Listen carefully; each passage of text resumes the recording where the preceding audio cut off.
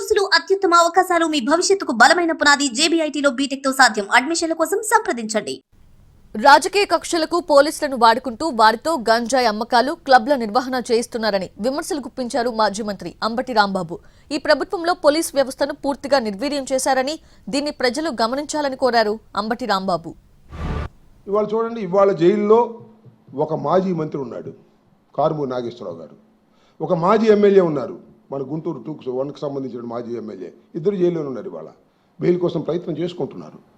అంటే రాజకీయ కక్షల కోసమే పోలీసు వ్యవస్థను ఉపయోగించుకోవాలనుకునేటువంటి క్రమంలో పోలీసులు ఏం చేసినా రైట్ అంటున్నారు అంతే. లేకపోతే వాళ్ళు రాజకీయ కక్షకు ఉపయోగపడరు కాబట్టి రైట్, నువ్వు గంజాయి అమ్ముకో పో, నువ్వు క్లబ్బు నడిపి డబ్బులు తీసుకో పో. ఇదేంటి నాకు అర్థం కాలేదు. ఏం సాంప్రదాయం ఇది? ఎంత ప్రమాదకరమైన సాంప్రదాయం. పోలీసు వ్యానుల్లో గంజాయి దొరికిద్దా?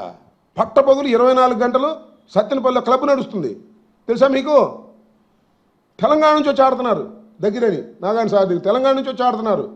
ఫుల్ క్యాష్ సాయంత్రం లెక్కేసుకుంటున్నారు. 20 లక్షలు పోలీస్ డిపార్ట్మెంట్కి ఇంత, ఐజీ గారికి ఇంత, లోకల్ ఎమ్మెల్యేకి ఇంత, తెలుగుదేశం నాయకులకి ఇంత.